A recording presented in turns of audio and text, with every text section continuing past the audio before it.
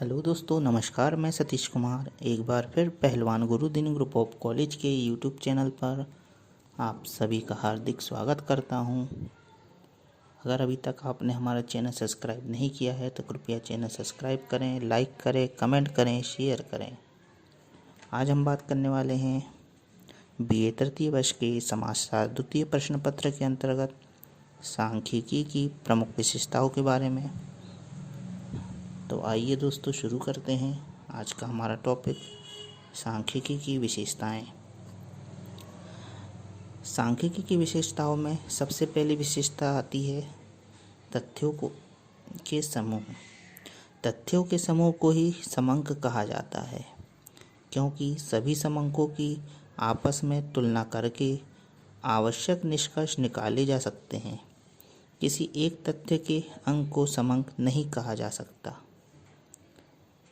अगली विशेषता है संख्याओं के रूप में व्यक्त।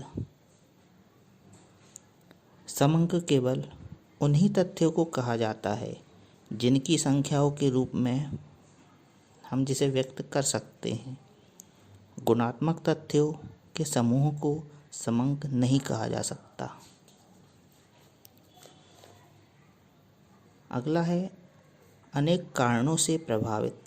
समंकों के लिए तथ्यों का विभिन्न कारणों से प्रभावित होना आवश्यक होता है, जैसे औद्योगिक उत्पादन के समंकों पर दो में उपलब्ध पूंजी की मात्रा, तकनीकी ज्ञान, अनुभव, मशीनों की उपलब्धि आदि का प्रभाव पड़ता है।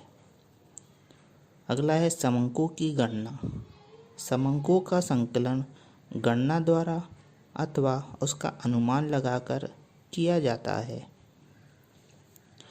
अगला है उचित शुद्धता। समंकों के लिए आवश्यक है कि तथ्यों को उचित शुद्धता के अनुसार एकत्र किया गया हो। उचित स्तर की शुद्धता सांख्यिकी अध्ययन के उद्देश्य, क्षेत्र तथा प्रकृति पर निर्भर करती है। अगला है पूर्व निश्चित उद्देश्य। समंकों के लिए यह आवश्यक है कि इनको एकत्र करने का उद्देश्य पहले से ही निश्चित कर दिया गया हो।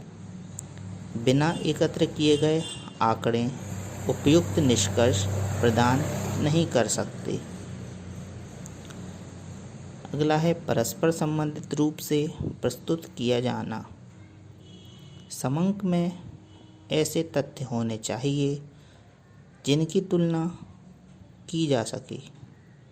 तुलना योग्य होने के लिए समंकों में एक रूपता व सजातीयता का होना अति आवश्यक माना गया है। अगला है क्रमानुसार व्यवस्थित। समंकों के लिए आवश्यक है कि सुव्यवस्थित रूप से एक निश्चित योजना के अनुसार एकत्रित किया जाए। यदि समंकों को ठीक प्रकार से व्यवस्थित नहीं किया गया तो उनके द्वारा उचित निष्कर्ष नहीं निकाले जा सकते हैं।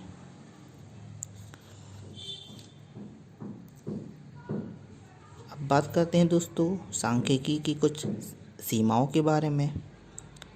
तो सांख्यिकी विधि कुछ सीमाएं भी हैं इसके अंतर्गत। पहला है गहन अध्ययन करने के लिए अनुपयुक्त।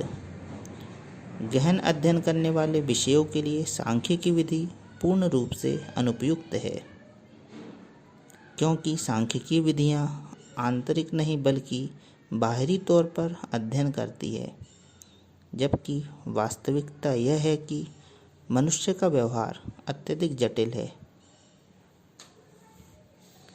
मानव व्यवहार को समझने के लिए सूक्ष्म अध्ययन किया जाना अति आवश्यक होता है।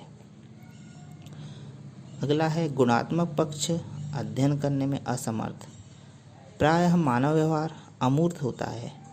मनुष्य के भावात्मक पक्ष की माप नहीं की जा सकती।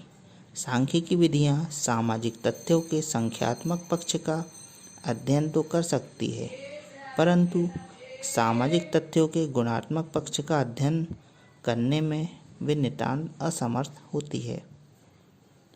अगला है व्यक्तिगत विशेषताओं का अध्ययन संभव नहीं। भौतिक पदार्थों और सामाजिक पदार्थों की प्रकृति में अंतर है। क्योंकि भौतिक पदार्थ स्थिर होते हैं अतः उनके लिए सांख्यिकीय अध्ययन अधिक उपयुक्त रहता है, परंतु सामाजिक पदार्थ निरंतर गतिशील रहते हैं। इस प्रकार गतिशील मानव व्यवहार का सांख्यिकीय विधि द्वारा अध्ययन किया जाना अत्यंत कठिन कार्य होता है।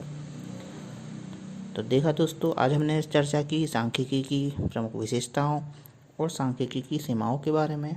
आपको वीडियो कैसा लगा कमेंट बॉक्स में अवश्य लिखें। नए वीडियो के साथ मैं आपके समक्ष पुनः उपस्थित होऊंगा। तब तक के लिए नमस्कार, धन्यवाद।